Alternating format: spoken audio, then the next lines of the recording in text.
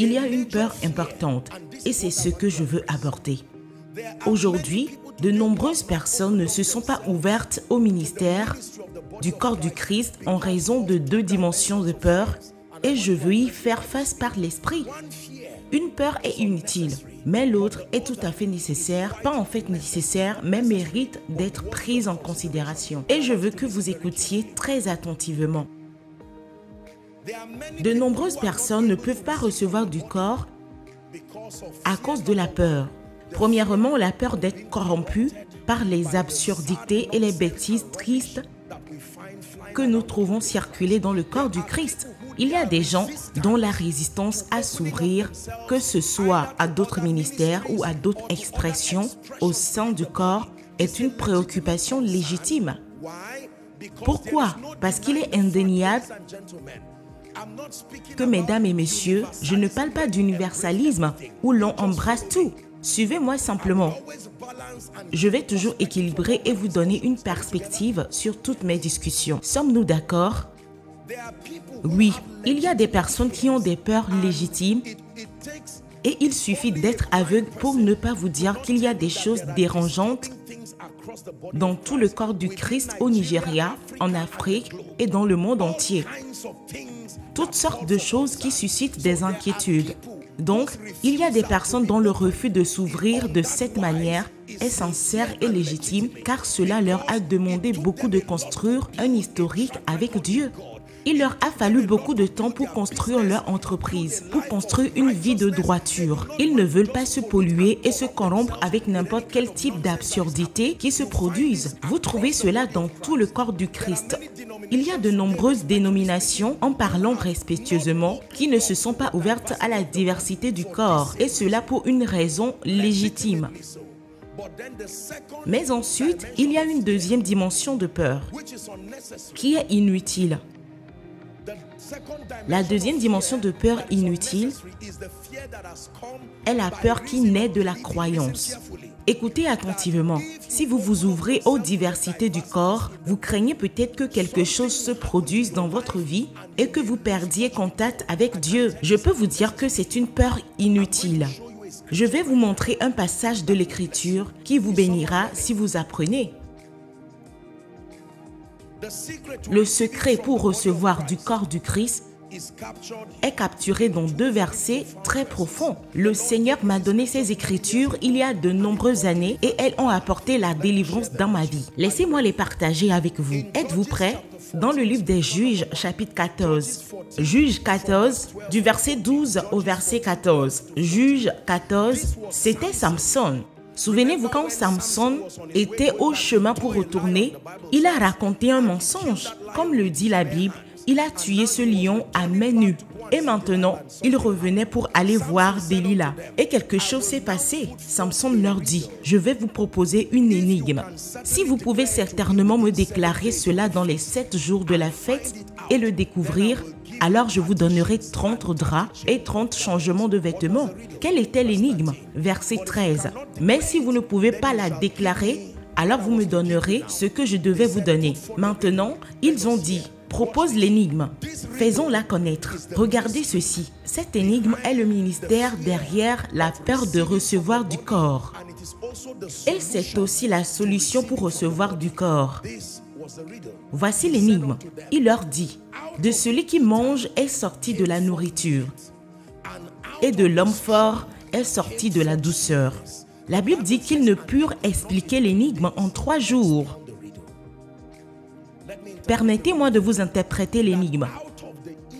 De celui qui mange est sorti de la nourriture, et de l'homme fort est sorti la douceur. Vous vous souvenez de l'histoire? Il a tué un lion, puis il a jeté le lion et il est devenu un cadavre. Et ensuite, quand il est revenu, il a découvert qu'une bête était venue faire du miel dans le cadavre. Et cela a été un mystère pour Samson. De tous les arbres verts et luisants, pourquoi les abeilles choisiraient-elles un cadavre pour venir faire du miel? Ce n'est pas habituel.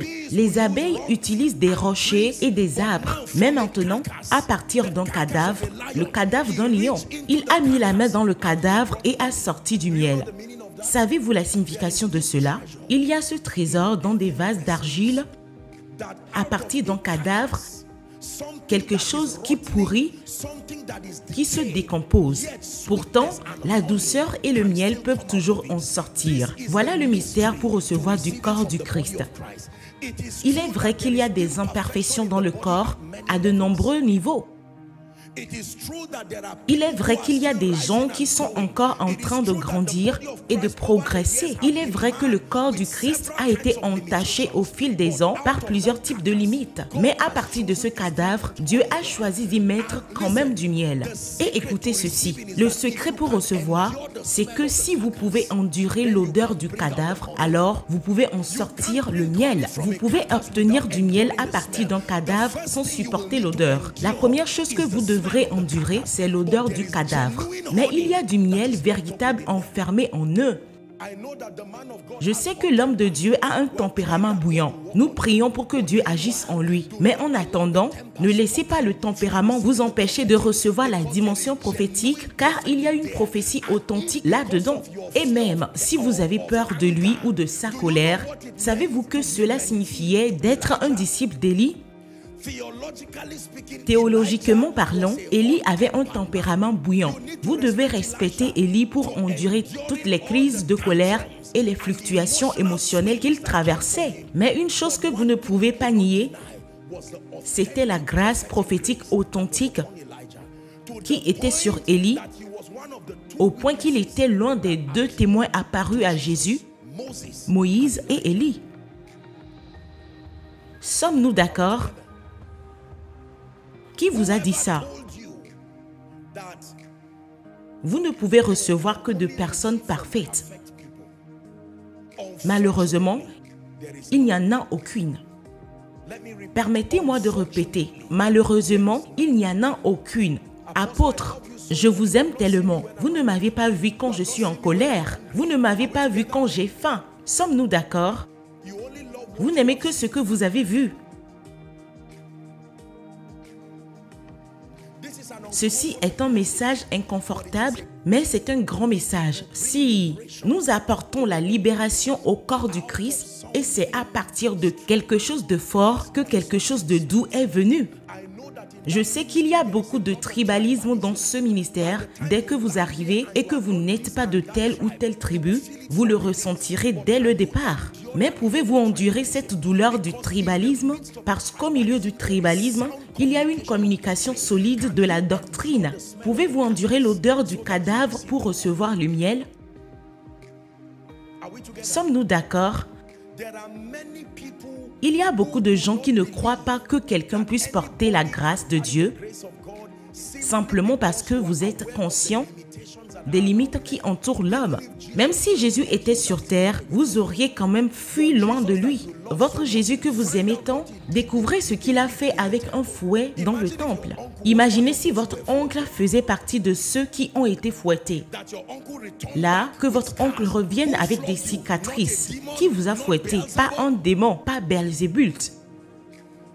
Jésus, le sauveur du monde. Il ne m'a pas prêché, il ne m'a pas demandé de me repentir, il ne m'a pas pris comme une colombe, il m'a fouetté.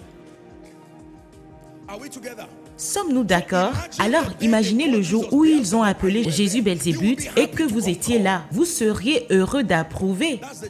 C'est ce Jésus que vous dites aimer, plein de compassion.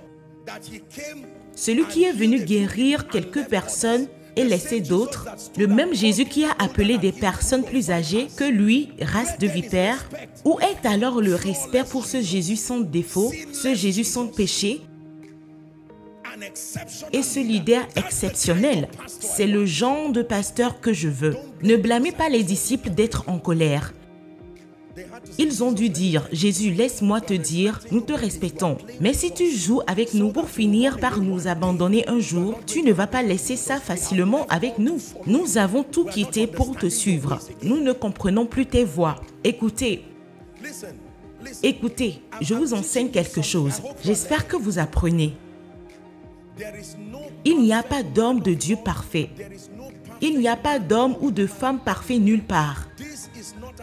Ce n'est pas une approbation des limitations et cela ne doit pas nous ôter l'appétit de chercher la croissance. Ce n'est pas ce que je dis, mais je dis que dans chaque église, dans chaque dénomination, laissez-moi vous dire, vous devrez endurer l'odeur du cadavre pour cueillir le miel qui s'y trouve. Il y a des hommes de Dieu qui sont arrogants. Il y a des hommes de Dieu qui sont tribalistes. Malheureusement et tristement, il y a des hommes de Dieu qui sont très centrés sur eux-mêmes. Il y a des hommes de Dieu qui sont très lassistes. Peu importe ce qui s'est passé, vous pouvez leur dire qu'ils ont volé quelque chose et ils diront simplement désolé, que Dieu interviendra à ce sujet. Et ce sens du leadership et de la responsabilité n'est pas présent. Mais au milieu de ce cadavre, il y a toujours du miel. Pouvez-vous endurer l'odeur? Smith Wigglesworth avait l'habitude de secouer sa main au-dessus des corps morts. On lui a apporté un corps mort. L'histoire le rapporte. Il a secoué sa main et a donné un coup au corps mort. Imaginez que c'était votre enfant et vous lui avez dit « Homme de Dieu, j'ai entendu dire que vous ressuscitez les morts. » Et il dit « Reculez » et il secoua sa main. Vous pensez que c'était un acte prophétique et la prochaine chose qu'il fera, c'est de donner un coup au corps mort. Et il dit « Reviens à la vie » et le corps mort s'effondre dans un paquet de cartes et il s'apprête à le répéter une deuxième fois. Lisez vos livres d'histoire et ils vous le diront. Il a donné un coup une deuxième fois et la troisième fois, le corps mort a toussé et est revenu à la vie. Comment expliquer cela? Comment expliquer un sauveur qui crache par terre et utilise de la boue? Vous avez amené votre parent souffrant. S'il vous plaît, ouvrez les yeux. Et la prochaine chose que vous voyez, c'est quelqu'un avec de la boue sèche sur les yeux. Puis il lui dit, trouve ton chemin et va à la piscine appelée Siloé. Va te laver et tu verras. Retourneriez-vous dans une telle église?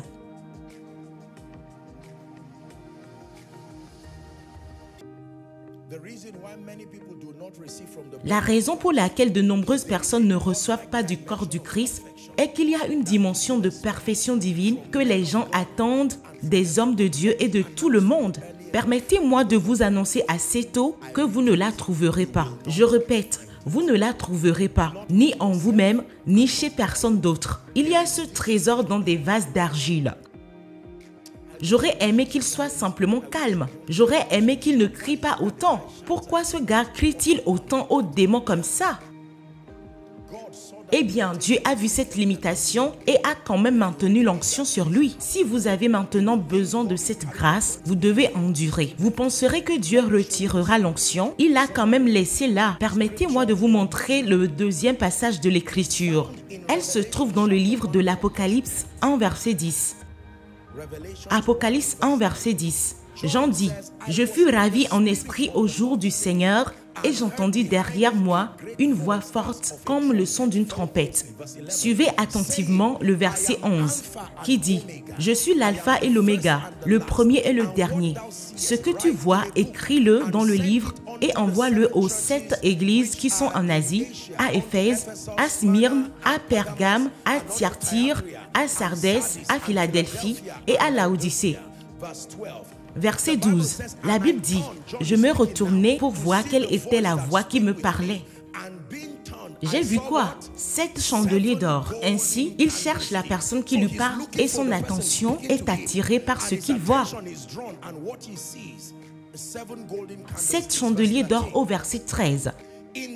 Au milieu des 7 chandeliers, il continuait à regarder les chandeliers et il dit, « J'ai vu quelqu'un qui ressemblait à un fils d'homme, vêtu d'une robe descendant jusqu'aux pieds et ceint à la poitrine d'une ceinture d'or. » Savez-vous ce que cela signifiait?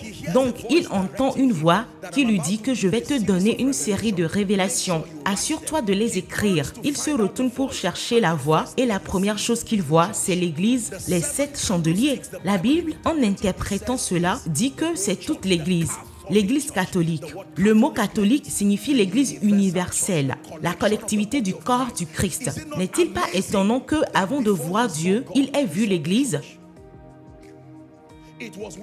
C'était quand il continuait à regarder l'Église, même dans cet état imparfait. Il dit, au milieu du chandelier, j'ai quand même vu Jésus là, au milieu du problème de colère, au milieu des limites du corps du Christ. Alors que je cherchais à entendre, la voix précise sortait d'un corps imparfait. Et quand je me suis retournée pour voir, j'ai dû voir l'église en premier. Alors, je supportais de regarder l'église. J'ai vu Jésus debout au milieu de l'église. Debout au milieu de l'église. Avec toutes ses imperfections, avec toutes ses limites, j'ai quand même vu Jésus debout. C'est très puissant. Mesdames et messieurs, quand vous cherchez des ennuis dans n'importe quelle église, vous les trouverez là. Quand vous cherchez toutes sortes de sentiments, vous les trouverez là. Si vous cherchez Satan dans n'importe quelle église, vous le trouverez là. Je peux vous assurer que s'il était au ciel, il est sur terre. Où d'autres ne serait-il pas? Il a été partout. Mais quand vous cherchez Jésus, vous le trouverez.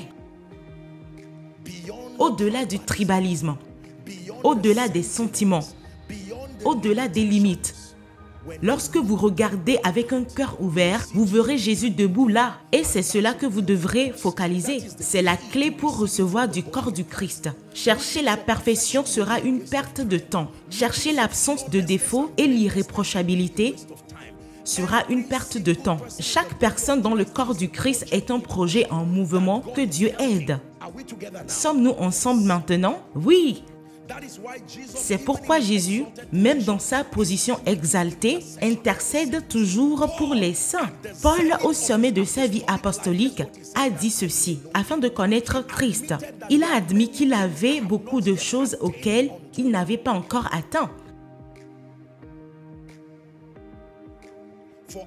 Tant que ce que nous recherchons est la perfection et l'absence de défaut, lorsque la Bible dit « soyez parfaits », le mot n'est pas irréprochable. Le mot est mature. La maturité pour atteindre une stature par la grâce, c'est une possibilité et cela doit être la quête de chaque croyant. Cela étant dit, je dois vous faire une mise en garde très forte. Utiliser ce message comme une licence pour rester médiocre spirituellement n'est pas ce que j'enseigne. Utiliser ce message pour approuver la licence morale n'est pas ce que j'enseigne. Utiliser ce message pour embrasser le bien, le mal et ce qui est laid, y compris le démoniaque, n'est pas ce que j'enseigne. Ce message est un appel pressant pour révéler en premier lieu que, en tant qu'individu, nous ne sommes pas capables de communiquer le conseil complet de Dieu. En tant qu'individu, il y aura besoin de comprendre les diversités dans le corps et d'être ouvert pour recevoir les dimensions aux multiples facettes qui existent dans le corps. Peu importe comment je vous enseigne sur les finances, peu importe comment je vous montre la voie du Seigneur, vous ne pourrez pas rivaliser avec les vétérans des finances. Des hommes comme le pasteur Sam Adeyemi, ces hommes ne sont pas seulement des hommes d'affaires. Ils sont appelés, c'est un manteau, c'est un office, c'est un mandat. Sommes-nous ensemble? Peu importe comment j'évangélise et parcours le monde, vous ne serez pas à la hauteur d'un homme comme Reinhard Bonnke de son vivant, un homme comme Billy Graham, un homme comme Ben Hinn. Ce sont des hommes que Dieu a appelés. Ils ont reçu les clés des nations. Sommes-nous en train d'apprendre?